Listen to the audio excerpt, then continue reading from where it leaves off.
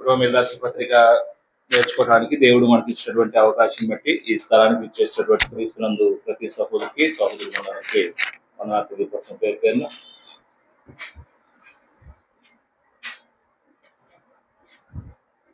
ఒకటో అధ్యాయంలో ఉన్న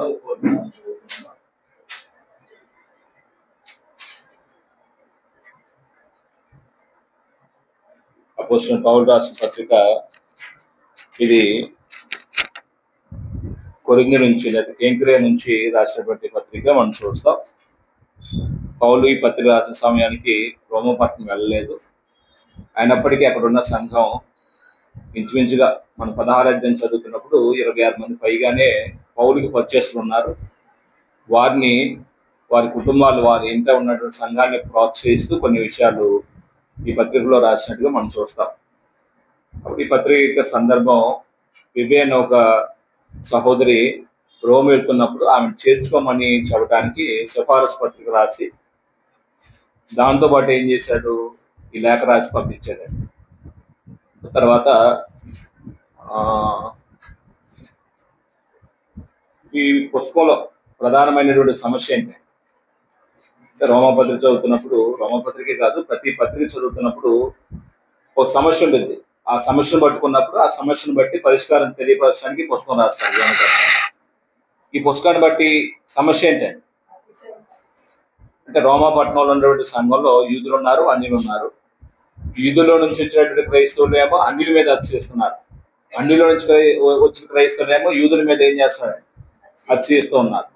అంటే ఒకరి మీద ఒకరు అతిశయిస్తూ ఉన్న సందర్భంలో అతిశయం క్షేమం కాదు. మీరు విశ్వాసం నిర్మాణం తీర్చబడ్డారు కాబట్టి ఇది మీ వల్ల కలిగింది కాదు, దేవుని కృప. కృపతో వచ్చిన దాన్ని బట్టి ఏం చేయకూడదు, ఇక్కడ అతిశయించకూడదు. ఆ విషయాన్ని ఈ పుస్తకంలో చెప్తాడు. ఉపోద్ఘాతంలో కొన్ని విషయాలు మనం చదువుకున్నాం. ఉపోద్ఘాతంలో పౌలు రాసిన పత్రికలో 4 లేదా 5 విషయాలు ఉంటాయని మనం మాట్లాడుకున్నప్పుడు గ్రంథకర్త ఎవరు ఉంటారు, గ్రహీతలు ఉన్నారు, శుభవచనం ఉండిద్ది, ప్రార్థన, కృతజ్ఞతాస్తుతులు ఉంటాయి. అలాగనే ఈ పత్రిక చదువుతున్నప్పుడు కొన్ని అంశాలు ఉన్నాయి. ఒకటి కాదు, కొన్ని అంశాలు కనబడుతున్నాయి. వాటిలో మొట్టమొదటి ఏం చూసాము, 4వ వచనంలో దేవుడు తన కుమారుడును మన ప్రభువునైన యేసుక్రీస్తు విషయమైన ఆ సువార్తను పరిశుద్ధ లేఖనముల యందు తన ప్రవక్తల ద్వారా ముందు వాగ్దానం చేసిన ఈ మాటను బట్టి అక్కడ ఉన్నటువంటి అంశం ఏంటి, అక్కడ ఉన్న అంశం ఏంటి? మీరు పిల్లలతో ఆడుకోవడానికి వచ్చారా? ప్రశ్న ఇస్తే తెలిస్తే సమాధానం చెప్పండి, లేకపోతే మీ పనులు తిరుగుతే కాదు. మొదటిగా అంశం ఏంటంటే సువార్తను గురించినటువంటి విషయం. అంశం ఎవరు సువార్త, ఇది ఎవరి గురించి సువార్త అంటే యేసుక్రీస్తు వారి గురించి. ఆ యేసుక్రీస్తు ఎవరు అనేది 2 మాటలు చెప్పాడు. ఆయన దేవుని కుమారుడు, అలాగే మన ప్రభు అయినటువంటి యేసుక్రీస్తు వారు. అప్పుడు ఆ సువార్తను గురించి దేవుడు వాగ్దానం చేశాడు అన్నాడు. ఎప్పుడు వాగ్దానం చేశాడు, ఎక్కడ వాగ్దానం చేశాడు, అది ఆ విషయాలు మనం పోయిన వారం మనం మాట్లాడుకున్నాం. అప్పుడు ఆ సువార్త మూలం ఎవరు, యేసుక్రీస్తు వారు. అప్పుడు సువార్త మూలమైనటువంటి యేసుక్రీస్తు వారి గురించి కొన్ని విషయాలు చెప్పాడు. అంటే ఆయన ప్రభావంతో నిరూపించబడ్డాడనే విషయాన్ని చెప్పాడు. ప్రభావంతో నిరూపించబడ్డాడంటే ప్రభావం అనే మాట అది ఒక అంటే సామాన్యంగా జరిగినటువంటి విషయం గురించి కాదు. ప్రభావం అనే మాట ఎప్పుడు ఉపయోగిస్తాము, సామాన్యంగా జరిగినటువంటి సంగతిని బట్టి ప్రభావం అంటామా, ఊహించిన విధంగా గొప్ప పరిణామం చోటు చేసుకుంటే ప్రభావం అంటాం. అంటే ఏదో తెలియని ఒక భావోద్రేకాల నుంచి వచ్చింది ప్రభావం. ఇక్కడ కూడా ప్రభావంతో నిరూపించబడిన మాట ఏ విషయాలు నిరూపించబడ్డాడు యేసు ప్రభు అంటే ఆయన శరీరాన్ని బట్టి ఏమో దావీదు కుమారుడుగా నిరూపించబడ్డాడు అనే విషయం చెప్పుకున్నాం. ఎలాగంటే పాత నిబంధనలో దేవుడు దావీదు గురించి, అంటే దావీదు సంతానం యేసుక్రీస్తు వారు వస్తారని సమీర గ్రంథంలో, కీర్తన గ్రంథంలో చాలా ప్రవచనాలు చెప్పాడు. కొత్త నిబంధనలో కూడా యేసు ప్రభు యొక్క వంశావళి లిస్ట్ చదువుతున్నప్పుడు కూడా అబ్రహాము కుమారుడు, దావీదు కుమారుడు, యేసుక్రీస్తు వంశావళి అనేది ప్రస్తావించాడు. లోకాసు వార్త 3వ అధ్యాయంలో కూడా చెప్పాడు. ఇట్లాగా దావీదు కుమారుడు అనే మాట, దావీదు సంతానం అనే మాట లేఖనాల్లో నుంచి పాత నిబంధనలో, కొత్త నిబంధనలో ప్రవచనాలు చూస్తాం, నెరవేర్పు చూస్తాం. ఆ తర్వాత దేవుడి కుమారుడు నిరూపించబడ్డాడు. దేవుడి కుమారుడు ఎలా నిరూపించబడ్డాడు? ఎలా నిరూపించబడ్డాడు? ఈ రెండు మాటలు చెప్పాడు. మృతుల్లో నుండి లేచుట వలన దేవుడి కుమారుడు నిరూపించబడ్డాడు. పరిశుద్ధమైన ఆత్మను బట్టి దేవుడి కుమారుడు నిరూపించబడ్డాడు. అంటే పరిశుద్ధమైన ఆత్మను బట్టి అంటే యేసుప్రభువు వారు పరిశుద్ధాత్మ శక్తి ఆయనకు అమ్ముకున్నప్పుడు పరిశుద్ధాత్మ ప్రేరణ వల్ల యేసుప్రభు అనేకమైనటువంటి విశేషమైన అద్భుతాలు మహత్కాలు చేసినట్లు చూస్తామండి. దేవుడు యేసుప్రభు వారి కొలతలేని ఆత్మను అనుగ్రహించాడు. పరిశుద్ధాత్మ ద్వారా యేసుప్రభు అనే అనేకమైన విశేషమైన అద్భుతాలు మహత్కార్యాలు సూచకలు చేసినట్టుగా మనం చూస్తామండి. ఈ అద్భుతాలు సూచక మహత్కార్యాలు పరిశుద్ధాత్మ ద్వారా జరిగించినప్పుడు ఏమని నిరూపించుకున్నాడు? ఆయన దేవుడి కుమారుడు నిరూపించుకున్నాడు.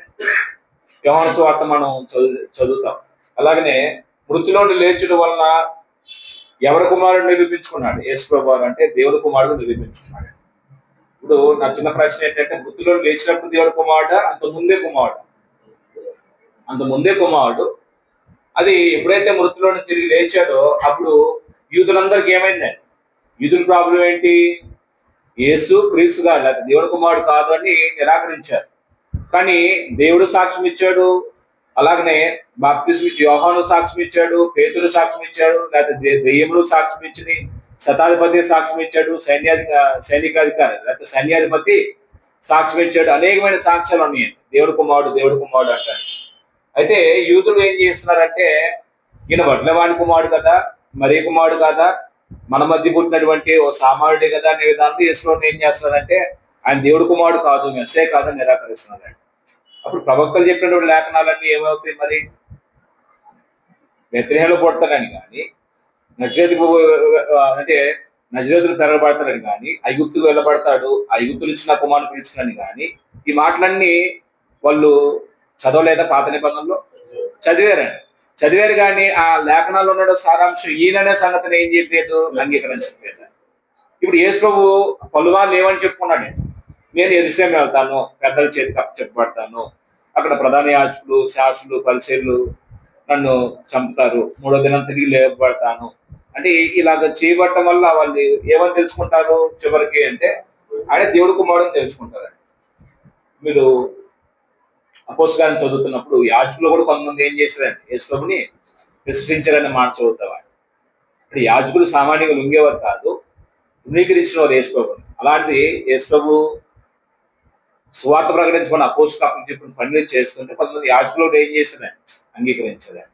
అలాగ మనం చూస్తే ప్రభావంతో నిరూపించబడ్డాడు. 6వ వచనంకి వచ్చిన తర్వాత 6వ వచనం ఏమన్నాడు ఇక్కడ? ఈయన నామం నిమిత్తము సమస్త జనులు విశ్వాసం విధేయులగునట్లు ఈయన ద్వారా మేము కృపను అపోస్తలత్వము పొందితమే అన్నాడు. అంటే ఇప్పుడు యేసుక్రీస్తు నామం నిమిత్తము సమస్త జనులు విశ్వాసానికి ఏమవ్వాలండి?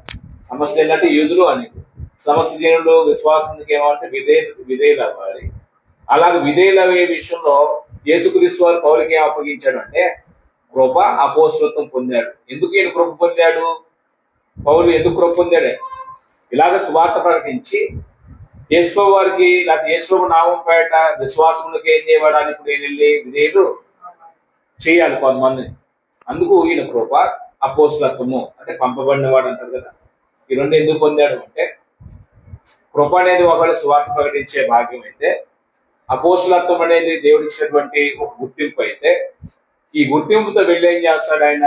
వాక్యం చేసే అన్ని దేవుడికి, యూదులకి ఇక ఆయన నామదని మీరు విశ్వాసం ఉంచితే, ఆ విశ్వాసం విధేయులైతే మీకు నిత్య జీవం ఉందనేది పౌలు ఆయన సువార్తలో ప్రకటిస్తారు. అది అప్పుడు ఎవరి వారిగా ఉండటానికి పిలువబడ్డారు వాళ్ళు? ఈ విశ్వాసము క్రీస్తునందు ఉంచి వచ్చిన వారు ఇక క్రీస్తు వారిగా ఉండటానికి పిలువబడ్డారండి. ఫలానా వ్యక్తుల పేర్ల మీద లేకపోతే గురుకుల పేరు మీద కాదు పిలువబడింది. పోయిన వారం కూడా ఈ విషయం మాట్లాడుకుంటున్నాం. ఫలానా బాప్టిస్ట్ వారమనో లేకపోతే సిఎస్ఏ వారమనో రక్షణ సైన్య వారమనో ఇలా గ్రూపులుగా ఉండటానికి కాదని పిలువబడింది, క్రీస్తు వారిగా ఉండటానికి పిలువబడ్డారు. మనం క్రైస్తవులందరూ కూడా యూనిటీగా క్రీస్తుకు సంబంధించిన వారుగా పిలువబడాలి. అప్పుడు పౌలుకి ఒక కోరిక ఉందని చెప్పుకున్నాం కదా. ఆయనకి పత్రిక రాస్తున్నప్పుడు ఆయన యొక్క ఆలోచన, ఆయనకు ఒక కోరిక ఉందండి. ఏంటంటే రోమ్ వెళ్ళాలి. పలుమార్లు ప్రయత్నం చేసేది కానీ వెళ్ళడానికి అవకాశం దొరకలా. ఇప్పుడు ఆయన ప్రయాణం గురించి చెప్తున్నాడు కొన్ని విషయాలు. రోమ ప్రయాణం గురించి చెప్తున్న మాటలు ఏంటంటే 9వ వచనం, 8వ వచనంలో మనం మొదట స్థుతులు చూసాం. 9 నుంచి కొన్ని వచనాలు మనం చదవడానికి ప్రయత్నం చేద్దాం. 9 ఇప్పుడు ఎలాగైనా ఆటంకం లేకుండా మీ యొద్దకు వచ్చేటంటే, వాస్తవానికి పౌలు అప్పటికి వెళ్ళాడు. ఇంకా పౌలు పత్రిక రాసినప్పటికంటే వెళ్ళలేదు. అది మనం మాట్లాడుకున్నాం.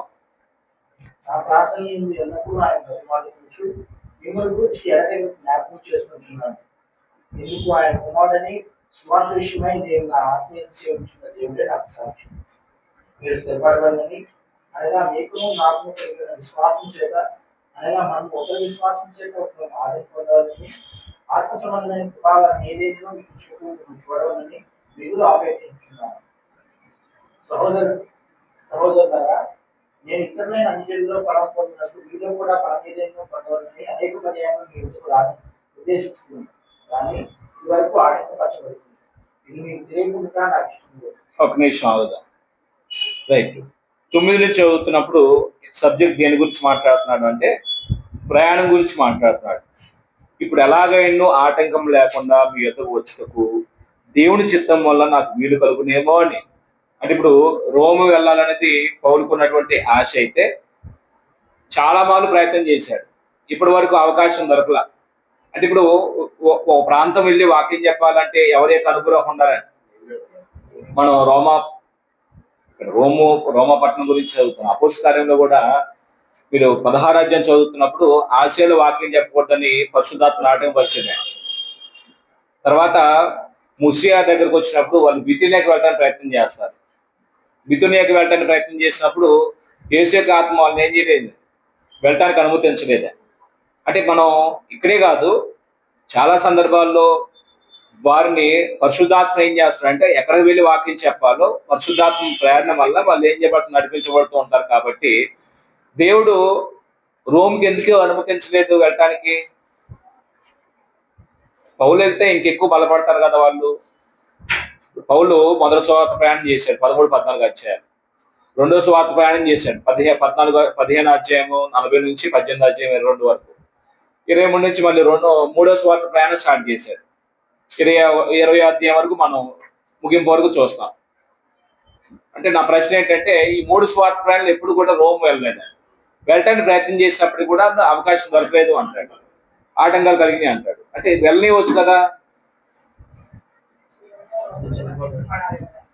పౌలు చనిపోతాడు అన్నప్పుడే అంటే ఒకవేళ అక్కడ ఉన్నటువంటి ప్రజలు స్వీకరించే మనస్తత్వం లేదేమో అప్పుడే.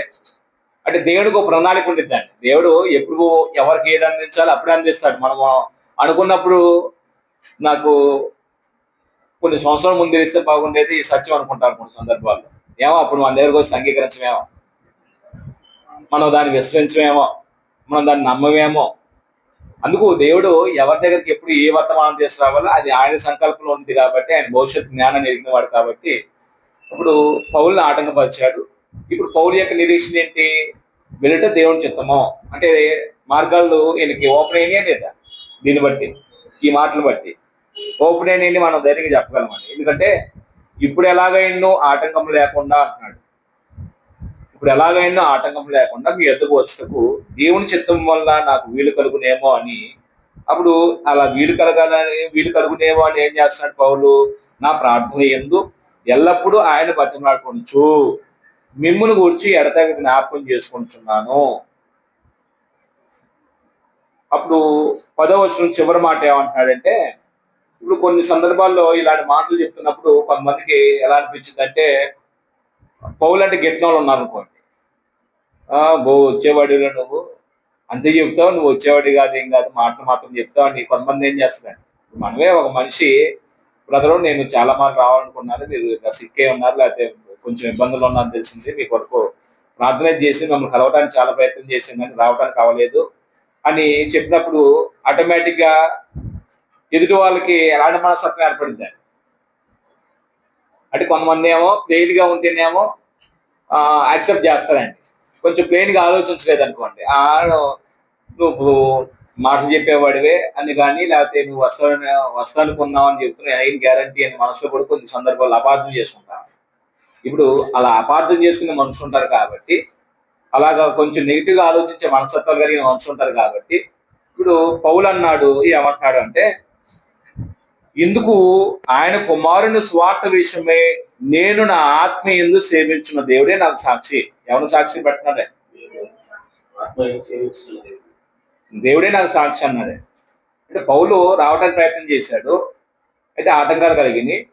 ఇప్పుడైతే దేవుడు ఆటంకాలన్నీ తొలగించి వెళ్ళటానికి దేవుడు ఆయన చిత్తాన్ని బట్టి నడిపిస్తాడని ఎడతెగ నేను ప్రార్థన చేస్తున్నాను. అప్పుడు ఈ ప్రార్థన బట్టి దేవుడు నాకు అవకాశం ఇస్తాడు. అప్పుడు ఒకవేళ ఎవరైనా నెగిటివ్ గా పౌలు గురించి అనుకున్నప్పుడు, ఒకవేళ నెగిటివ్ గా అనుకున్నప్పుడు అది వాస్తవం అనుకోండి, దేవుడు సాక్షి పెట్టగలదా?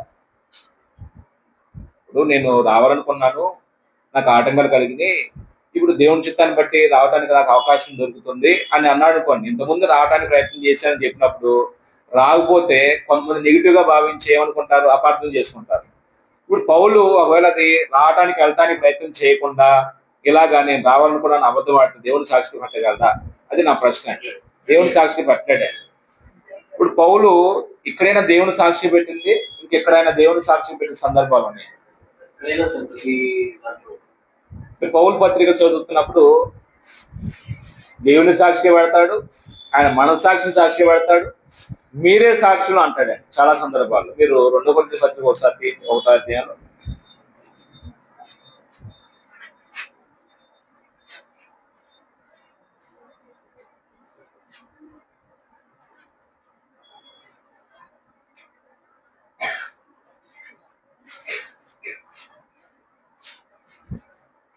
ఇరవై 23వ వచనం ఒకసారి చూద్దండి. 2 కొరింథీ పత్రిక 2వ అధ్యాయము 1వ అధ్యాయం 23వ వచనంలో, మీ యందు కనికరం కలిగినందున నేను మరలా కొరింథీనకు రాలేదు, నా ప్రాణం తోడు ఇందుకు దేవుని సాక్షి పెడుతున్నాను. అంటే ఇట్లాగా పౌలు ప్రతి సందర్భంలో దేవుని సాక్షి పెడతాడు, ఆయన మనస్సాక్షిని బట్టి సాక్ష్యం ఇస్తాడు, నా మనస్సాక్షి సాక్ష్యం అని చెప్తాడు. అలాగనే మీరే నా సాక్ష్యం అంటాడు. వాళ్ళ మీద కూడా ఏం చేస్తాడు, కొరింథీ పత్రిక చదువుతున్నప్పుడు మాట కనబడతాయి, మీరే నా సాక్షులు. అంటే ఎప్పుడైనా ఒక వ్యక్తి మాట్లాడుతున్నప్పుడు సత్యవంతుడైతే యథార్థవంతుడైతే ఏం చేస్తారండి, దేవుడి సాక్షి అండి అంటారే. నేను చేయాలనుకున్నాను, చాలాసార్లు ప్రయత్నం చేశాను కానీ అవ్వలేదు కదా, అందుకు దేవుడే సాక్షి మనం చెప్పగలమా?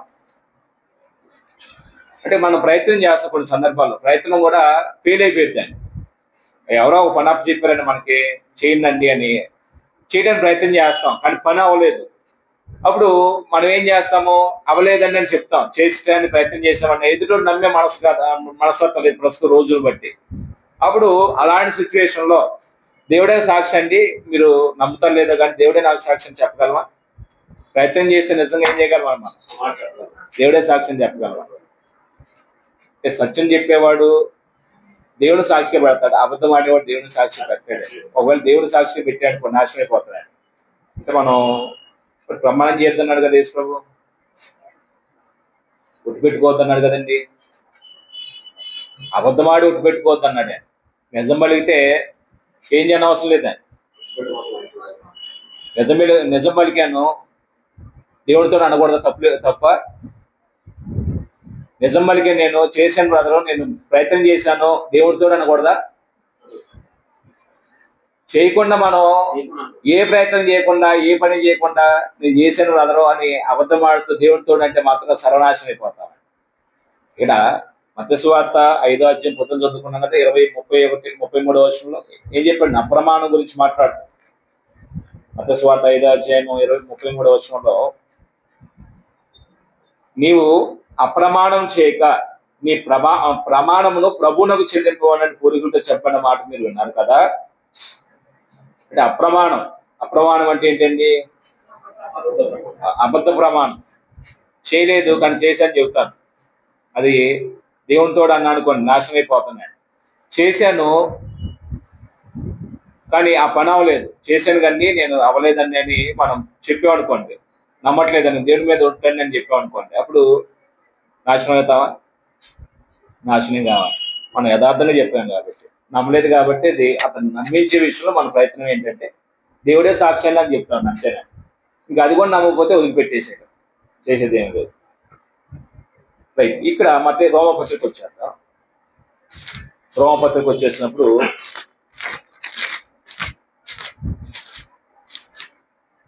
మనం కూడా అంత స్పష్టంగా ఉండాలండి. మనం మాట్లాడుతున్న మాటలో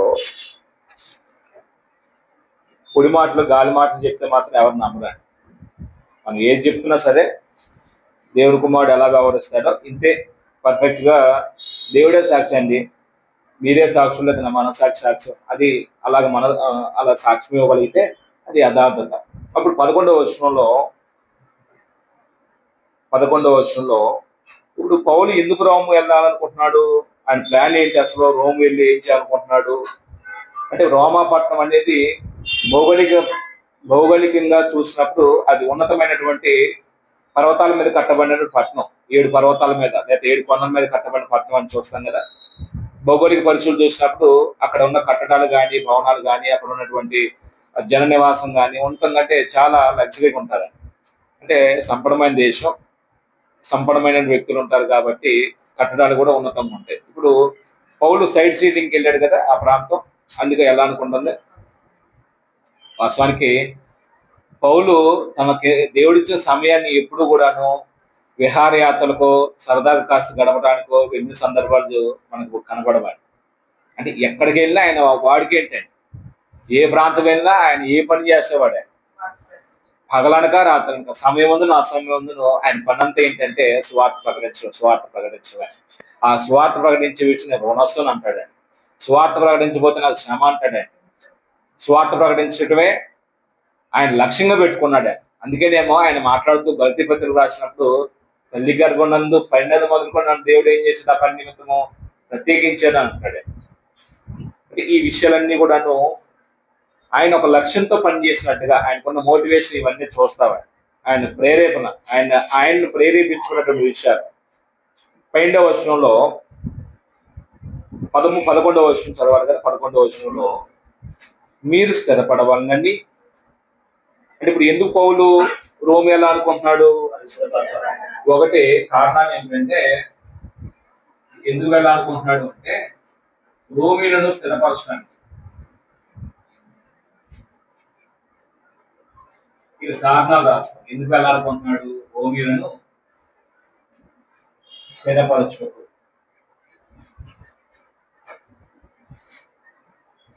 అంటే ఆల్రెడీ వాళ్ళు బాప్తిస్మం పొందిన వాళ్ళే కదా, క్రీస్తు సంఘంలోకి వచ్చిన వాళ్ళే కదా, వాళ్ళు మళ్ళీ ప్రత్యేకంగా స్థిరపరచడం ఎందుకు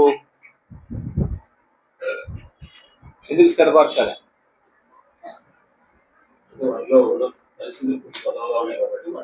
అంటే ఇక్కడ బైబిల్లో బాప్తిస్మం పొందినటువంటి ఆత్మ సంబంధ జీవితం ప్రారంభించిన వారిని ఉద్దేశించి వారిని బలపరిచే విషయంలో ఆది నుంచి కూడాను అపోస్తులు రక్షించబడిన వారిని ప్రోత్సహించడానికి ఆ ప్రోగ్రాం చేపట్టారండి. అపోస్తుల కార్యం 11వ అధ్యాయంలో మీరు అంత్యోక్య ప్రాంతానికి సువార్త వెళ్ళింది. ఎప్పుడు వెళ్ళిందో ఐడియా ఉందా? అంత్యోక్య ప్రాంతానికి సువార్త ఎప్పుడు వెళ్ళిందని ఐడియా ఉందా? 8వ అధ్యాయంలో సంఘానికి గొప్ప హింస వచ్చినప్పుడు చెదిరిపోయిన వాళ్ళు ఏం చేశారంటే ఈ ఫినీకే మీదుగా సిరియా వెళ్ళిపోయారండి. ఫినీకే దేశాల మీదుగా ఏం చేశారు, చెదిరిపోయిన వాళ్ళందరూ కూడాను ఫినీకే ప్రాంతం మీదుగా సిరియా వెళ్ళిపోయారు. సిరియాలో అంత్యోక్యకి ఏమైంది అక్కడ సువార్త వెళ్ళిందండి. అప్పుడు సిరియాలో ఉన్నటువంటి యూతుల్లో కొంతమంది ఏం చేశారండి, అన్నిల్లో కొంతమంది ఏం చేశారండి, వాక్యం విని బాప్తిస్మం పొంది సంఘంలో చేర్చబడ్డారండి. ఈ విషయం ఎవరు తెలిసిందండి? యెరూషలేములో ఉన్నటువంటి అపోస్తులకి సంఘ పెద్దలు తెలిసిందండి. ఇప్పుడు అపోస్తులు ఏం చేశారు, అక్కడ కొంతమంది రక్షించబడిన వారు ఉన్నారు, బర్నబా నువ్వు వెళ్ళి వాళ్ళని ఏం చేయమన్నారండి, స్థిరపరచమని బర్నబాని పంపించారండి. ఐడియా ఉందా? మీరు అపోస్తల కార్యంలో మీరు ఫాలో అయ్యే వాళ్ళు ఉంటే అది గుర్తొచ్చిందండి. ఫాలో కాకపోతే మాత్రం అది మీకు ఏదో అయమయం ఉంటుంది. చూడండి ఒకసారి 19వ వచనంలోనేమో స్తెఫను విషయంలో కలిగిన శ్రమను బట్టి చెదిరిపోయిన వారు యూదులకు తప్ప మరి ఎవరికి వాక్యం బోధింపక ఫినికే కుప్రా అంత్యోకియా ప్రదేశం వరకు సంచరించింది. ఫినికే కుప్రా అంత్యోకియా వరకు ఏం చేశారండి వీళ్ళు? సువార్త ప్రకటించుకుంటూ వెళ్ళిపోయారండి. అలాగ అంత్యోకియాలో సువార్త ప్రకటించబడింది. ఇప్పుడు 22వ వచనంలో వారిని గురించి సమాచారము యెరూషలేములో ఉన్న సంఘపు వారు విని బర్నబాను అంత్యోకియా వరకు పంపిరి. అతడు వచ్చి దేవుని కృపను చూచి, బర్నబా అంత్యోకియా వచ్చి ఏం చేశారండి? దేవుని కృపను చూశాడండి. ఏంటంటే దేవుని కృప ఏమండి? ఏంటండి ఇక్కడ దేవుని కృప? ఒక లైన్ మీద చేసాం మనము. వీరు అంత్యోకియాకు వచ్చి 20వ వచనంలో వీరు అంత్యోకియాకు వచ్చి గ్రీస్ దేశపు వారితోనూ మాట్లాడుచు ప్రభువైన యేసు గురించి వార్త ప్రకటించింది. గ్రీస్ దేశపు వారు అంటే యూదుల అన్యుల? ఏమండి? అన్యులండి. అంటే అంత్యోకియాలో వాక్యం విన్న వాళ్ళలో యూదులైన వారు ఉన్నారు, అన్యులైన వారు ఉన్నారండి. అప్పుడు వాళ్ళు వాక్యం విని రక్షించబడినప్పుడు, యూదులు రక్షించబడ్డప్పుడు అంత గొప్పగా ఏం భావించరు, కానీ అన్యులు రక్షించబడ్డట్టు ఎలా స్వీకరిస్తారండి? ఎలా భావిస్తారండి? తోటి ఒకవేళ అపోస్తులు కానీ, అపోస్తులతో సమకాలికులు ఉన్నారు కదా, బర్నబా వీళ్ళు సంఘం ద్వారా పంపడిన అపోస్తులు, ఎలా ఫీల్ అవుతారంటే వాళ్ళని చాలా అంటే హానులుగా గౌరవిస్తారండి. చాలా అంటే అన్యుల నుంచి కన్వర్ట్ అయిన వారు కాబట్టి దేవుని కృప ఎంత గొప్పదో, అన్యుల్లో కూడా దేవుడు రక్షణార్థమైన మారుమనసు కలుగు చేసి వాళ్ళని కూడా ప్రభు యొక్క సంఘంలో తీసుకొచ్చాడని దేవుని కృపను ఏం చేశాడండి? సంతోషించాడు చూసి. అప్పుడు ఒక మాట అన్నాడండి, చూస్తే సంతోషించి ప్రభువును స్థిర హృదయంతో హత్తుకున్న వాళ్ళని అందరినీ హెచ్చరించును. బాప్తిస్మం పొందిన తర్వాత మనిషిలో ఎలాంటి మనస్తత్వం ఉండాలంటే, నేను బాప్తిస్మం సంఘంలోకి వచ్చాను, విశ్వవేగ సంఘంలో నేను ఎలా ఉండాలంటే స్థిరముగా ఉండాలండి. స్థిరముగా అంటే స్థిరము కాని వారు కూడా ఉంటారంటే వాళ్ళు అస్థిరులు అన్నాడండి ఎఫెసు పత్రికలో. అస్థిరులు ఏం చేస్తారు? గాలికి రేబడ్డ పొట్టులాగా అటు ఇటు కొట్టుకొని పోతూ ఉంటారండి. దానికి నేను ఒక చిన్న ఎగ్జాంపుల్ చెప్తాను. బాప్తిస్మం పొందినప్పుడు చాలా ఆసక్తిగా బాప్తిస్మం సంఘంలోకి వస్తారండి.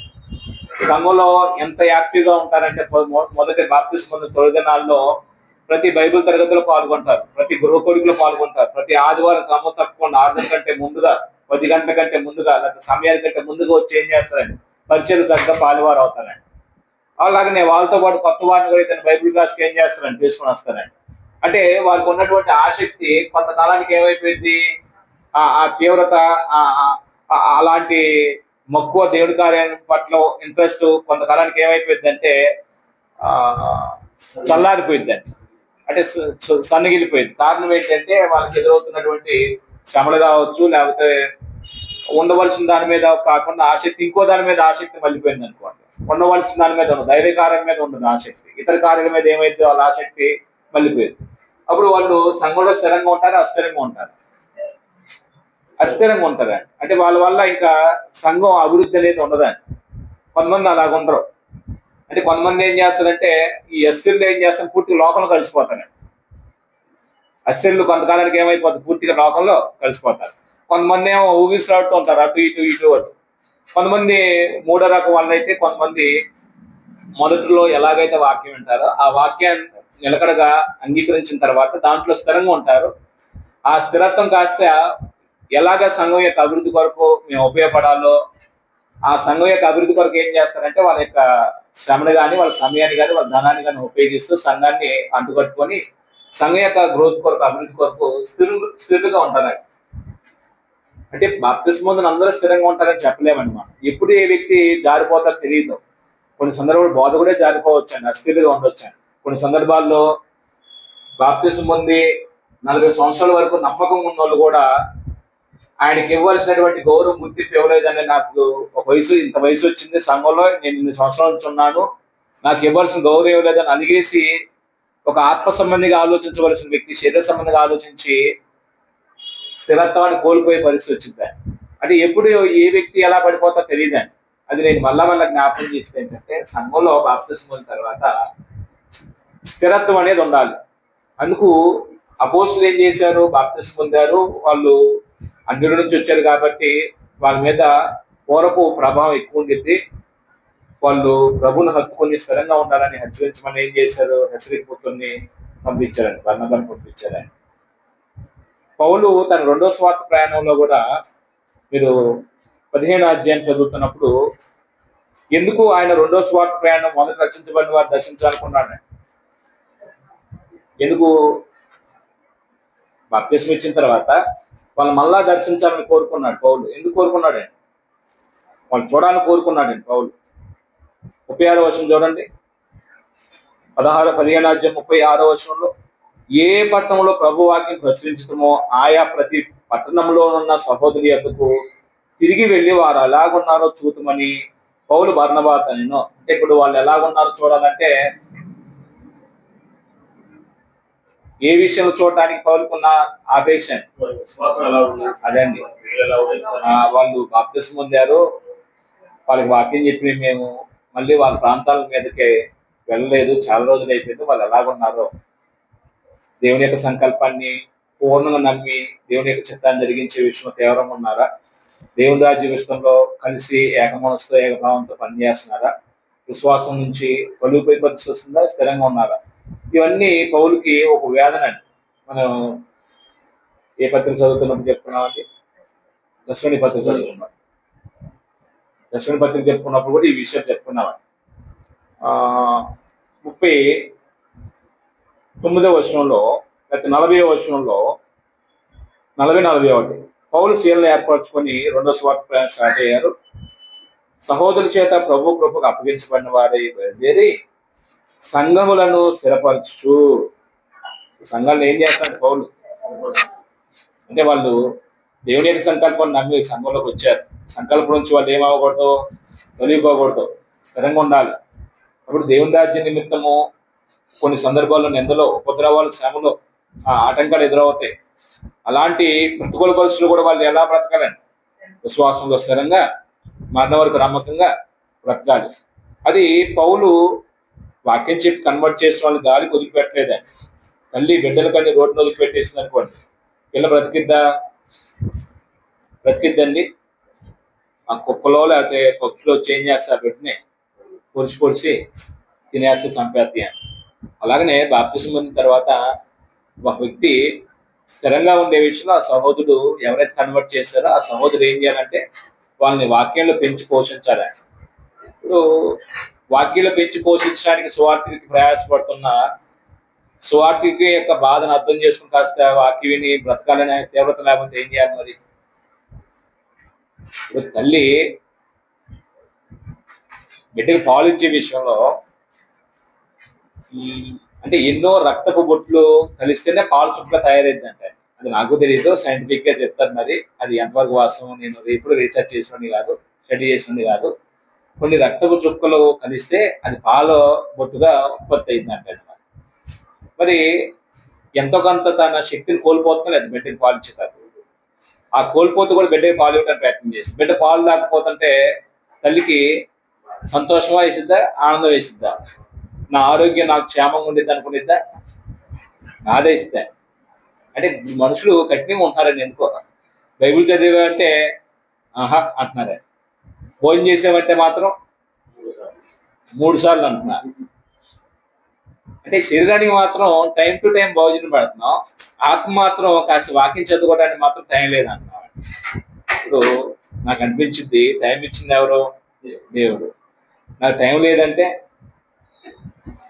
దేవునికి టైం లేకుండా చేసే పరిస్థితి మనం ఏం చేస్తున్నామండి? దేవునికి కల్పిస్తున్నాం. దేవుడే టైం అయిపోతే భూమి మీద ఊపిరి ఉండితే ఇంకా ఎప్పుడు ఆ మాటను కాకండి సరదా కూడా టైం లేదండి, టైం లేదు, భోజనం చేయలేదంట ఈరోజు ఏ కిషోర్ బాబు గారు. ఏ రోజు అయినా ఈరోజు టైం లేదు బ్రదరు, నేను ఈరోజు భోజనం చేయలేదు అసలు అందంట. కనీసం ఒక పూటైనా భోజనం కాకపోయినా టిఫిన్ చేసేస్తానో లేదా కదా ఊరు వెళ్తున్నప్పుడు? పోకూడదు. అంటే మనం ఎందుకు ఆత్మీయ విషయాలు మాత్రం కొంచెం నిర్లక్ష్యం వచ్చేసిందండి. నాకు అదో బాధ అండి. నేను ఎక్కడికి వెళ్ళినా అడుగుతానండి, బైబిల్ చదివారని అడిగితే నేను శత్రువులుగా కనపడతానేమో, వాళ్ళు కఠినంగానే సమాధానం చేసి నేను చదవలేదు అంటారా. నేనేమో నువ్వు వాళ్ళని తెలియదు, ఏడవాళ్ళని తెలియదు అని నా పరిస్థితి. తెస్సలోని పత్రికలో పౌలన్న మాట ఏంటంటే,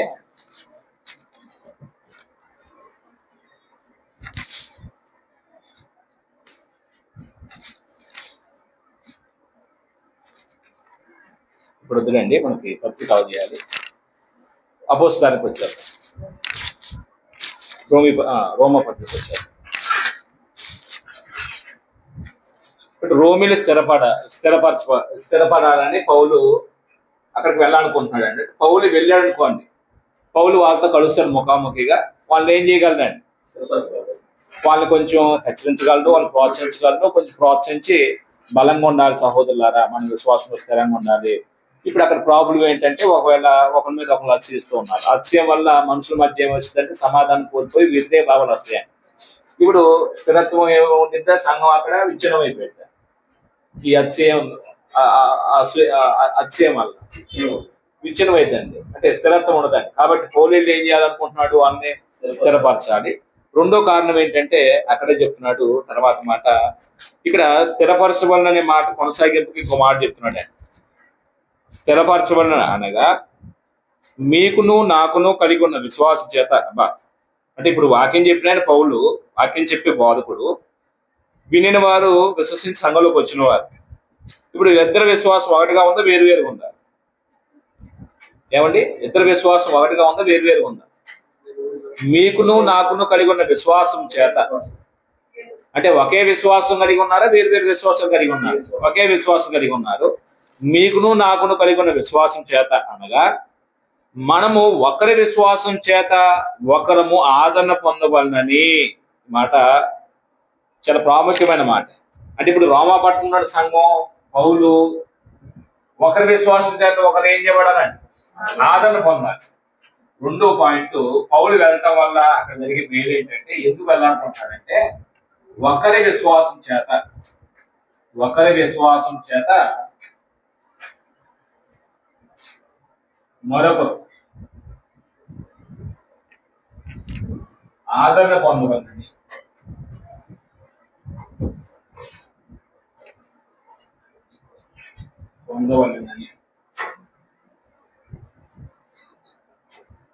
అంటే ఆదరణ పొందడం అనేది, ఇప్పుడు నేనున్నాను, విశ్వాసంలో బలంగా ఉన్నాను, నేను ఒక్కడే విశ్వాసంలో ఆత్మీయంగా పెరగగలన. ఒక్కడే ఎవరికి సహకారం లేకుండా, ఎవరితో కలవకుండా, ఎవరితో మాట్లాడకుండా, ఎవరితో కలిసి పని చేయకుండా నేను ఒక్కడే ఆదరణ పొందగలను. ఏదైనా శ్రమ వచ్చినప్పుడు, కష్టం వచ్చినప్పుడు, బాధ వచ్చినప్పుడు, దుఃఖం వచ్చినప్పుడు. ఇప్పుడు ఏమవ్వండి, సహవాసం ఎందుకు అనుకోండి, దేవుడు ఏర్పాటు చేసిన సహవాసం. అంటే ఈ సంఘ సహవాసం అనేది ప్రస్తుతం చాలా మందికి అర్థం కాలేదండి. ఇప్పుడు ఏ ఇద్దరు సహోదరులు కలిసినా ఒక వ్యక్తి మరొక వ్యక్తి విశ్వాసం ఒకే విశ్వాసం కాబట్టి ఒకరి విశ్వాసం ద్వారా మరొకరు ఏం చేయబడాలి? ఆదరించబడాలి. ఇప్పుడు మీ విశ్వాసం నేను ఆదరించబడాలి. ఇప్పుడు విశ్వాసం బట్టి మీరు క్రియలు చేస్తారు కొన్ని. నా విశ్వాసం బట్టి కొన్ని క్రియలు చేస్తాను. ఇప్పుడు నా విశ్వాసాన్ని బట్టి నేను ఏ స్థాయికి వచ్చానంటే వాక్యాన్ని బోధించే స్థాయికి వచ్చాను. ఇప్పుడు వాక్యం బోధించే స్థాయిని బట్టి మీరు అంతకొంత నన్ను చూసి నేర్చుకుంటున్నారు లేదా? ప్రేరేపణ పొందుతున్నారు లేదా? కొద్ది మీ విశ్వాసాన్ని బట్టి సిగ్గుపడకుండా పరిచయం చేస్తున్నారు. మీ విశ్వాసాన్ని బట్టి కొంచెం దేవుడి పనికి ఇచ్చే విషయంలో ఔదార్యాన్ని కార్యాన్ని కలిగి ఉంటున్నారు. ఇట్లాగా ఒకరికొకరు కలుసుకోవటం వల్ల ఒకరికొకరు పరిచయాలు ఏమవుతున్నారు? పాలిభాగాసులు అవుతూ ఉన్నారు. ఈ పాలిభాగాసులు అవటం వల్ల ఒకరి చేత ఒకరు ఏం చేయబడుతున్నారండి? మరొకరు ఆదరించబడుతూ ఉన్నారు. ఇప్పుడు ఒక సహోదరు ఉన్నాడు, సంఘం ఉంది ఇక్కడ. ఈ సంఘము, ఈ గుంపుతో ఈ సహోదరుడు ఎవరితో మాట్లాడు, ఎవరితో కలవడు, ఎవరితో పరామర్శించడు, అంటే ఎవరితో కూడా కలవడు. అంటే ఈ సంఘ సభ్యులు కూడా ఒకరికొకరు కలుసుకోలేడు. ఈ సహోదరి కాదు, ఈ సంఘ సభ్యులు కూడా ఒకరికొకరు మాట్లాడుకోవటం కానీ, ఒకరికొకరు కలుసుకోవటం కానీ, ఒకరికొకరు శ్రమల్లో ఇబ్బందుల్లో ఉన్నప్పుడు కనీసం పరామర్శించుకుని ఎలా ఉండాలని మాట్లాడుకోవడానికి ఇవేమి ఉండదండి. ఇప్పుడు వాళ్ళకు ఉన్నటువంటి కష్టంలో, బాధల్లో కొంచెం విశ్వాసంలో ఉన్నవాడేమో స్థిరంగా ఉంటాడు. విశ్వాసంలో బలిగీడు ఏం చేస్తాడు? ఇప్పుడు నాకు ఇన్ని కష్టం వచ్చినా, ఇంత బాధ వచ్చినా నాకు ఎవరు పట్టించుకోలేదు. 50 మంది సంఘం అనుకున్నాం ఉదాహరణకి. ఈ 50 మందిలో కూడా ఎవరు నన్ను దర్శించిన వాళ్ళు కాదు, ఇంకెందుకు నేను ఆ సంఘానికి వెళ్తాం అని ఏం చేస్తాడండి? కొంచెం బలహీన మనస్తత్వం కలిగిన వాడు మానేస్తాడండి, వదిలిపెట్టేస్తాడు సంఘాన్ని. అంటే ఇప్పుడు కొంచెం విశ్వాసంలో స్థిరత్వం కలిగిన వాడైతేనేమో దేవుడు ఉన్నాళ్ళే, దేవుడే చూసుకుంటాడే, ఎవరు రాబోయే పర్లేదు అనుకుంటాడు. అంటే కొన్ని సంఘాలు ఇది ఒక ప్రాబ్లం వచ్చింది. ఏంటంటే అది, ఇప్పుడు ఈ సహోదరికి ఏదో సమస్య వచ్చింది. ఈ సమస్య వచ్చినప్పుడు ఈ సహోదరుడు మిగిలిన వాళ్ళతో కలిసి ఆ సమస్యను ఏం చేయాలి? సహోదరులారా, నాకు ఈ సమస్య వచ్చింది, నా కొరకు ప్రార్థన చేయండి, నేను నిలబడలేకపోతున్నాను, బలపడలేకపోతున్నాను, బలహీన అయిపోతుంది సమస్యను బట్టి, నా కొరకు ప్రార్థన చేయండి అని ఏం చేయాలండి? ఈ సహోదరుడి సమస్య వస్తే మిగిలిన అందరికీ సహోదరుడికి ఇంటిమేషన్ ఇస్తే సంఘం అంతా కలిసి ఏం చేస్తున్నాయి? ప్రార్థన చేస్తున్నాయి. సంఘం అంతా ప్రార్థన చేయటమే కాకుండా దీని పరిష్కారం ఎలాగో ప్రత్యామ్నాయాన్ని ఏం చేయగలరండి? విచక్షణ కలిగినటువంటి జ్ఞానం కలిగినటువంటి సహోదరుడు పరిష్కారాన్ని ఆలోచిస్తారండి. ఇప్పుడు ఈ సహోదరుడు తన సమస్య ఎవరికీ చెప్పలేదు. ఎవరికి చెప్పకపోగా నా కొరకు అంటే నేను సమస్యలో ఉన్నప్పుడు, ఇబ్బందులు ఉన్నప్పుడు, కొంచెం బాధలో ఉన్నప్పుడు నన్ను ఎవరో దర్శించలేదు, నాతో ఎవరో మాట్లాడలేదు, నా కొరకు ఎవరు ప్రార్థన చేయలేదు అంటే ఇప్పుడు వీళ్ళు ఎవరు సర్వజ్ఞుడా? ఏమండి? ఒకసారి జరిగింది చెప్తున్నాండి, కథ కాదని చెబుతుంది. ఓ చోట స్థానిక సంఘంలో జరిగింది. ఇప్పుడు ఈ సహోదరి గారి సమస్యలో పడిపోయాడు. సమస్యలు పడ్డాడు ఏం చేయాలి? మిగిలిన చెప్పుకోవాలండి. సహోదరులారా, నాకు ఈ సమస్య వచ్చింది, నాకున్న ఇబ్బందిని నేను ఓవర్కమ్ చేయలేకపోతున్నాను, అధిగమించలేకపోతున్నాను, కనీసం నా కొరకు ప్రార్థన చేయండి. దేవుడు తప్పిస్తాడు, నాకు ఆ విశ్వాసం ఉంది, కానీ నేను బలహీన అవుతున్నాను, ఎందుకంటే నాకున్న సమస్య అది ప్రతికూల పరిస్థితి వచ్చేసింది. అప్పుడు ఈ ఇబ్బంది పడ్డప్పుడు ఈ సహోదరు షేర్ చేసుకుంటే కాస్త వాళ్ళు కూడా ఏం చేస్తారు? సహోదరు, నీకు మేమందరం ఉన్నాం, నీ ధైర్యంగా ఉండండి, నీకు దేవుడు సహాయం చేస్తాడు, మేము ప్రార్థన చేస్తాం, మా వంతుకి ఏదైనా సహాయం చేస్తాం అని ఉన్న 49 మంది ఏం చేస్తారండి? ప్రార్థన చేస్తారు. ఆ సహోదరు భరోసిస్తారు. ఏదన్నా కొంచెం మంచి ఆలోచనతో, దేవుడి జ్ఞానం కలిగే ఆలోచనతో ఈ సమస్య పరిష్కారం చెప్తానే. ఇప్పుడు ఎవరికి చెప్పకుండా తన సమస్యను తానే దాచుకొని నన్ను ఎవరో కలిశారు, నాకు కొరకు ఎవరు ప్రార్థన చేశారు, అసలు మమ్మల్ని చూడటానికి వచ్చారా అని అడిగారు అనుకోండి. నేనే సువార్తకి నన్ను ఇప్పుడు నా కొడుకు బాగాలేదు, హాస్పిటల్ సిక్కే పెట్టాడు, సిక్కే హాస్పిటల్ జాయిన్ చేసాం, ఎవరు చెప్పలేదండి. ఎవరు రాలేదని అడిగితే అది ధర్మమా అధర్మమా? ఇప్పుడు కనీసం ఇంటిమేషన్ ఇవ్వాలి కదా సహోదరులకి. సహోదరులారా, మా అబ్బాయి బాగాలేదు, లేకపోతే మా అమ్మాయి బాగాలేదు, ఇట్లా హాస్పిటల్ సిక్కి అడ్మిట్ చేసిన సడన్ గా, మీ ప్రార్థనలు జ్ఞాపకం చేసుకోండి. అప్పుడు తెలిసినా రాబోతే అది వాళ్ళ స్టాండర్డ్, అది విశ్వాస సంబంధమైన జీవితంలో. తెలిసినా సరే వాళ్ళు దర్శించడానికి రాలేదంటే, ప్రార్థన చేయలేదు అంటే, కనీసం సహోదరు ప్రేమను కనపరచలేకపోయారంటే అది వాళ్ళ స్టాండర్డ్. మరి తెలియకుండా ఎట్లా వస్తారు? అది నేను అనేది. రైట్. అంటే ఇక్కడ ఒకరి చేత ఒకరు ఆదరించబడాలి అనేదేమో ఇక్కడ సంఘంలో ఉన్నటువంటి సభ్యులకి ఒక సువార్తికి మధ్య ఉన్నటువంటి సంబంధం. ఒక సువార్తికుడు తనకున్న విశ్వాసం సంఘాన్ని ఆదరించాలి, సంఘం కూడా వాళ్ళకున్న విశ్వాస సంబంధమైన క్రియను బట్టి ఆ సహోదరుని సువార్తిని ఏం చేయాలి? ఆదరించాలి. అంటే విశ్వాసంతో చేస్తున్న క్రియను బట్టి వీళ్ళు విశ్వాసంగా ఉన్నారు, అప్పుడు ఆ సేవకుడు ఆదరించబడతా లేదా, వాళ్ళు తృప్తి చెందుతా లేదా సువార్తికి? వెళ్ళిపోదాం. రెండో కారణం, మొదటిది ఏంటండి? వాళ్ళు స్థిరపడవాలని, రోమీలు ఏం చేయబడాలని కోరుకుంటున్నాడంటే, నేను వెళ్తే వాళ్ళు స్థిరపడతారు. పౌలు వెళ్ళాలనుకున్న ఉద్దేశం రోమిని స్థిరపరచుటకు అనుకున్నాం. రెండోది, ఒకరి విశ్వాసం చేత మరొకరు ఆదరణ పొందటానికి ఒకవేళ ఇప్పుడైనా మనం ఒక సహోదరు మరో సహోదరు కలుసుకున్నప్పుడు ఏం చేయబడాలి? ఒకరి విశ్వాసం చేత మరొకరు ఆదరించబడాలి. అంటే నేను మళ్ళా చెప్తున్న మాట ఏంటంటే, కలుసుకుంటేనే ఆదరణ దొరికింది. కలవకుండా నా ఇంట్లో నేనుంటే, నా ఇంట్లో నేను బైబిల్ చదువుకుంటే, నా ఇంట్లో నేను ప్రార్థన చేసుకుంటే, సహోదరు దగ్గర నుంచి ఆ ప్రేమ నేను ఏం చేయలేను, పొందుకోలేను. నా భార్య దగ్గర నుంచి నేను ప్రేమను పొందుకోగలను, బిడ్డల నుంచి ప్రేమను పొందుకోగలను. మరి సహోదరుల దగ్గర నుంచి అప్పుడు కలిస్తేనే కదా నా మనస్సు ఏంటో ఆయన మనస్సు ఏంటో వాళ్ళ మనసులో మమేకం అయిపోయేది, కలిసేది. దయచేసి అది మనం అర్థం చేసుకున్నాం ఇక్కడ. రెండో విషయం, మూడోది ఏంటంటే, ఇక్కడ టైం కూడా అయిపోయింది. మూడో విషయం ఏంటంటే 12వ వచనంలోనే ఆత్మ సంబంధమైన కృపావరం ఏదైనా మీకు ఇచ్చుటకు ఒకటి 12వ వచనంలో ఇక్కడ ఏమంటున్నాడంటే, ఆత్మ సంబంధమైన కృపావరం ఏదైనా మీకు ఇచ్చుటకు. అది ఒక పాయింట్ గా రాసుకుందామండి. అంటే పౌలు ఎందుకు వెళ్ళాలనుకుంటున్నాడంటే, ఆత్మ సంబంధమైన కృపావరం ఇవ్వాలని. పౌలు రోమపట్నం వెళ్ళాలనుకున్నటువంటి కోరిక ఎందుకోసం అంటే, ఆత్మ సంబంధమైన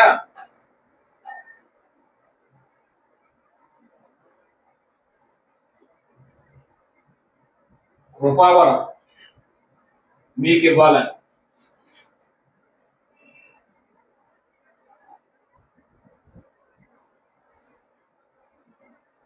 కృపావరం అంటే ఈ కృపావరాలు రెండు రకాలు. వ్యక్తి సామర్థ్యాన్ని బట్టి ఇచ్చేయి, సామర్థ్యంతో సంబంధం లేకుండా పరిశుద్ధాత్మని తన చిత్తాన్ని బట్టి ఇచ్చేయి. ఇప్పుడు ఏ కృపావరం గురించి మాట్లాడుతున్నాడు? ఇది సామర్థ్యాన్ని బట్టి కాదు. మొట్టమొదటి శతాబ్దంలో అపోస్తులకి అస్నిక్షేపం ద్వారా కృపావరం ఇచ్చే సామర్థ్యాన్ని ఇచ్చాడు దేవుడు, అవునా కాదా? యోహాను పేతురు ఏం చేసినా సమరైన వాక్యం విన్న సంగతి తెలుసుకొని అక్కడికి వచ్చారు. ఫిలిప్పు అద్భుతాలు చేశాడు, కానీ 7 పరిచయాలు ఒక ఆయన అద్భుతాలు చేశాడు, సూచనలు చేశాడు, బాప్తిస్మ సంఘంలో తెచ్చాడు, కానీ అస్నిక్షేపం చేసి కృపావరం ఇవ్వలేకపోయాడు. అందుకే ఎవరు వచ్చారు? యెరూషలేము నుంచి పేతురు యోహాను వచ్చారు. వాళ్ళు ఏం చేశారు? ప్రార్థన చేసి అస్నిక్షేపం చేసి కృపావరాలు పరిశుద్ధత్వాన్ని ఇచ్చారు. ఇక్కడ కూడా మొదటి శతాబ్దంలో సంఘాలు క్షేమాభివృద్ధి చెందడానికి దేవుడు ఏం చేశాడంటే కృపావరం ఇచ్చాడు. ఏంటి కృపావరం అంటే వ్యక్తి సామర్థ్యం బట్టి ఇచ్చే కాదు. వ్యక్తి సామర్థ్యంతో సంబంధం లేదు. వ్యక్తి సామర్థ్యంతో సంబంధం లేకుండా పరిశుద్ధాత్మ అద్భుత రీతిగా ఇచ్చే కృపావరం. అది హస్తనిక్షేపం ద్వారా ఇచ్చే విధానాన్ని అపోస్తలుడు దేవుడు ఆ క్యాబిలిటీ సామర్థ్యాన్ని ఇచ్చినట్టుగా మనం చూస్తాం. అయితే ఇక్కడ ఆత్మ సంబంధమైన కృపావరం మీకు ఇవ్వాలని. ఎందుకు ఈ కృపావరం అంటే మొట్టమొదటి శతాబ్దంలో మనకున్నటువంటి ఈ బైబిల్ 66 పుస్తకాలు లేదని. ఒకవేళ వాళ్ళ దగ్గర ఉన్నా ఏముందని పాతిమ ప్రతులు ఉంటాయి ఒకవేళ ఉంటే. అలాగనే మహా అయితే అప్పటికి కొన్ని పత్రికలు ఏదైనా రాయబడితే ఎఫెసీ లేకపోతే తెస్సలోనికయ లేకపోతే యాకోబు ఆ ప్రాంతాల్లో ఉన్నటువంటి వారి దగ్గర ఈ పత్రికలు ఉంటాయండి, అందరి దగ్గర ఉండవండి. కాబట్టి సంఘం క్షేమాభివృద్ధి చెందడానికి పరిశుద్ధాత్మ ఏం చేసేవాడు అంటే ఈ కృపావరాలు ఇచ్చి ఆ కృపావరాల ద్వారా ఏం చేసేవాడు? సంఘం యొక్క క్షేమాభివృద్ధి కొరకు పరిచయధర్మాన్ని కొనసాగించేవాడు. అంటే ఈ కృపావరాలు కూడా పరిశుద్ధాత్మ తన చిత్తాన్ని బట్టి ఇస్తాడు. ఇంకో విషయం, ఆత్మ సంబంధం కృపావరం ఏదైనా మీకు ఇచ్చటకు అలాగనే మిమ్మల్ని చూడవాలని మీకు ఆపేక్షించున్నాను. అంటే చివరిగా మిమ్మల్ని చూడవాలని 4 రోమాలో ఉన్న సంఘ సభ్యులను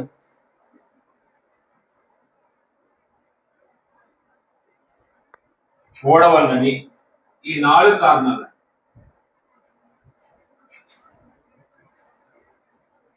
ఈ కారణాల చేత పౌలు రోమ్ వెళ్ళాలని ఆయనకున్నటువంటి గురి, ఆయనకున్నటువంటి ఆశ, దాని కొరకు ప్రార్థన చేస్తున్నాడు. దాని కొరకు నిరీక్షణ కలిగి దేవునికి చిత్తాన్ని బట్టి అడుగుతున్నాడు దేవుని దగ్గర. అది మనం చదువుకున్నటువంటి మాటలో ఉన్నటువంటి విషయం. ఇప్పుడు 13వ వచనంలో చెప్పిన మాట ఏంటంటే, సహోదరులారా, నేను ఇతరులైన అన్ని జనులలో ఫలం పొందినట్లు, ఇతరులైన అన్ని జనుల్లో ఫలం పొందినట్లు అంటే రోమ్ వెళ్ళక ముందే చాలా ప్రాంతాలు అన్ని జనులకి ఏం చేశాడు? సువార్త ప్రకటించి వాళ్ళని ప్రభు మార్గం నడిపించాడు ఆయన. ఇప్పుడు పౌలు దాన్ని ఎలాగా చెప్తున్నాడు? మీకు ఈ వచనం ఏమైనా అర్థమైందా? ఎలా చెప్తున్నాడు ఆయన?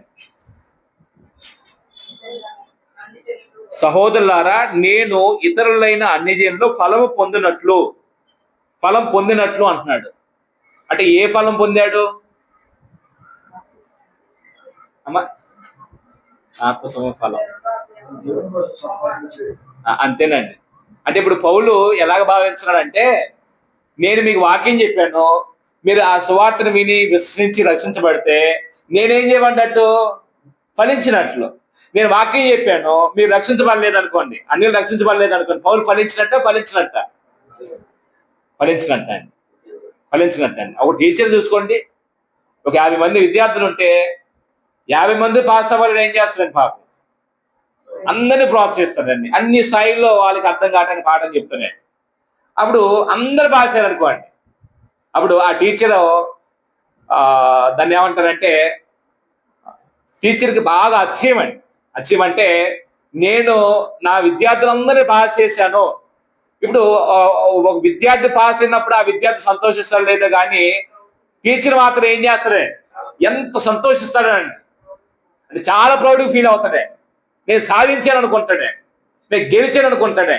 అంటే పౌలు కూడా వాస్తవానికి అన్ని జనులకు అపోస్తులుగా దేవుడు నియమిస్తే, ప్రభు నియమించినప్పుడు అన్యజనుల దగ్గరికి వెళ్ళి వాక్యం చెప్తే వాళ్ళు రక్షించబడితే, నేను వాళ్ళు రక్షించాను రక్షించకుండా ఏమంటున్నాడు, నేను ఫలించాను చెప్పుకుంటున్నాడు. అది ఇక్కడ మనం అర్థం చేసుకోవాల్సిన భాగం. ఇప్పుడు మనం కూడా ఎవరికైనా వాక్యం చెప్తే నా వల్ల వాళ్ళు ఆత్మీయ బ్రతుకుతున్నారని మనం ఎప్పుడు అతిశయించకూడదండి. వాళ్ళు విశ్వాసం బ్రతుకుతున్నప్పుడు నేను ఫలించాను, నేను సక్సెస్ అయ్యాను, నేను దేవుని ఎదుట నాకు అప్పగించిన పనిని నేను సక్సెస్ అయ్యాను, పనిలో నేను విజయం సాధించాను కావాలి తప్ప నా వల్ల వాళ్ళు బతుకుతున్నారు, నా వల్లే వాళ్ళు ఈ మార్గంలోకి వచ్చారని మనం ఏం చేయకూడదని, అతిశయించకూడదని. అది మనం పాస్ అయ్యాం దేవుడు పెట్టిన పరీక్షలు అనుకోవాలి తప్ప అది మన వల్ల అయింది కాదు. రైట్, ఇంకో విషయం చెప్పి ముగిస్తాను. సహోదరులారా, నేను ఇతరులైన అన్యజనుల్లో ఫలం పొందినట్లు మీలోను లేకపోతే మీలో కూడా ఫలమేదేనో పొందవలనని, మీలోను లేకపోతే మీలో కూడా అంటే ఇక మీ దగ్గరకు వస్తాను నేను, రోమ్లో ఉన్నటువంటి అన్యజనులని మీలో కూడా ఫలాలు పొందాలని, లేకపోతే ఇక్కడ అన్నమాట ఏంటంటే ఫలమేను పొందవలనని అనేక పర్యాయాలు మీ వద్దకు రానుద్దేశించదు కానీ ఇది వరకు ఆటంకపరచబడుతుంది. అంటే మీ దగ్గర కూడా ఫలాలు పొందాలని, ఫలమేదైనా పొందవలనని అనేక పర్యాయాలు మీ వద్దకు రానుద్దేశించదు కానీ ఇది వరకు ఆటంకపరచబడుతుంది. ఇది మీకు తెలియకుండా నాకు ఇష్టం లేదు. అంటే పైన చెప్పిన మాటకి కింద కనెక్షన్ పెడితే, ఏమో నువ్వు వస్తానని చెప్పావు అది నిజమేంత వరకు అని ఎవరైనా ఒకవేళ పౌల్ని దాన్ని ఏమంటారంటే, ఇప్పుడు మనం సోషల్ మీడియా వచ్చిన తర్వాత కౌంటర్ అంటారు చూడండి, కౌంటర్ వేసారు అంటారు చూడండి, చెప్పేవాళ్ళు పోవని అంత అబద్ధం అని తిరిగి కౌంటర్ వేస్తున్నారు ఆయన కొన్ని మాటలకి. ఇప్పుడు ఎవడైనా అలా కౌంటర్ వేసి అనుకోండి, పౌలు ఏమంటాడు, అది దేవుడే నాకు సాక్షి, నువ్వు నమ్మితే అంత నమ్మకపోతే అంత, నువ్వు నమ్మితే నువ్వు నన్ను అంగీకరిస్తావు, నా బోధన అంగీకరిస్తావు, ఎందుకంటే దేవుడే సాక్షి కాబట్టి. నమ్మకపోతే నన్ను అంగీకరించి నా బోధనే అంగీకరించాడు కాబట్టి నువ్వు విశ్వాసం నుంచి కలిగిపోయిన వాడు అవుతావు. ఇప్పుడు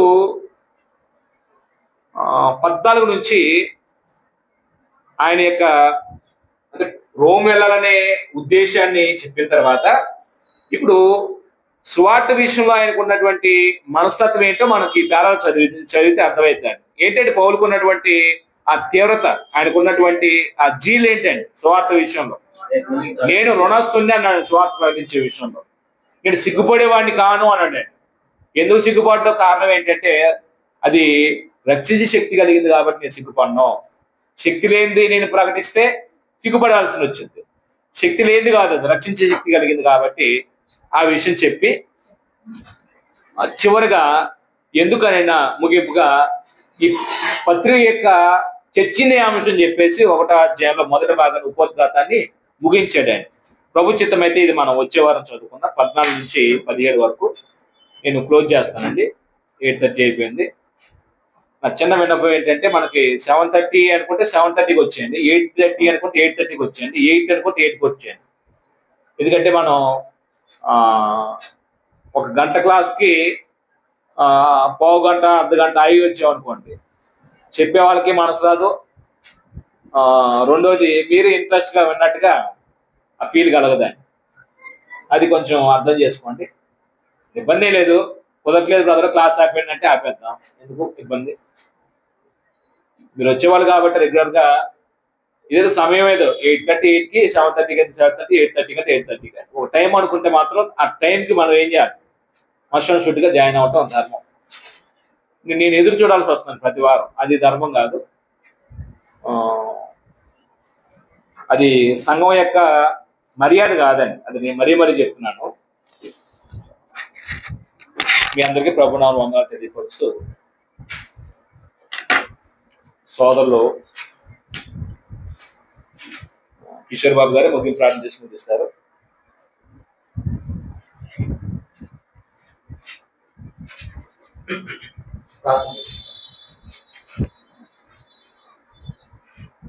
పరలోకమున మా తండ్రి, పరిశుద్ధులకు మా దేవ, ఘనమైన శ్రేష్టమైన దేవ, ఆయన అర్థమైన విషయాన్ని తండ్రి, ఆయన మీ యొక్క రాజ సంస్కృతిని, మీ యొక్క రాజ సంబంధమైన విషయాన్ని తండ్రి ఆయన మేము పూర్తిగా నేర్చుకోవడానికి ఇతర ద్వారా తండ్రి మీరు మా తండ్రి మా పట్ల బట్టి ఆయన ఆ శక్తితో తండ్రి మనం చేరి ఆయన మీ మాటలు పట్ల తండ్రి శ్రద్ధ ఉంచి మిమ్మల్ని ప్రేమించి మీ ఆజ్ఞలను పట్టణంలో విధులు తండ్రి నేర్చుకోవచ్చు నేను నా వచ్చిన సహోదరుడు సహోదరులను బట్టి మీకు తెలియజేస్తాను తండ్రి. దేవా దేవా ఆయన మీ రాజ్యం ఎంతో గొప్పదని తండ్రి ఆయన మేము ఆయన నమ్మి విశ్వసించి ఆయన అది ఎంతో కష్టమైనది ఆయన ఎంతో తండ్రి ఆయన ఆటుపోట్లు తండ్రి ఈ భూమి మీద వాటిని ఎదుర్కోవాల్సి ఉందని మేము గుర్తెరిగి తండ్రి వాటన్నిటికీ తండ్రి సిద్ధపడి ఆయన వాటన్నిటిని ఎదుర్కొనే విషయంలో మేము విశ్వాసం చేత తండ్రి మీ మీద తండ్రి ఆయన ఈ ద్వారా మేము కూడుకున్నటువంటి ఆయన బలం చేత వాటిని ఎదుర్కొనే విషయంలో మీకు చేయండి తండ్రి ఆయన సమయంలో పెట్టినటువంటి వైద్యులను అనేక కోరికలు బట్టి మీకు ప్రార్థన చేస్తున్నాం తండ్రి ఆయన వాటన్నిటి విషయంలో మీకు చేయండి తండ్రి దేవా ఇంకా సమయం ఆయన శాశ్వతమైనటువంటి నిర్మాణ విషయంలో కూడా మీకు దయచేయండి తండ్రి ఆయన ఇంకా సముద్రంలో ఉన్న తండ్రి ఆయన కుటుంబం ఉన్నటువంటి కుటుంబాలన్నింటినీ జ్ఞాపకం చేసుకోండి తండ్రి వారి యొక్క ప్రతి అవసరాన్ని మీ చిత్తం చెప్పిన తీర్చుకోండి ఆయన మేము కోరికను చూసుకొని మా మా తండ్రి ఆయన వెళ్ళే విషయంలో తండ్రి మా ప్రయాణంలో కూడా విషయాన్ని తెచ్చాం యేసుక్రీస్తు రాముడు అడిగి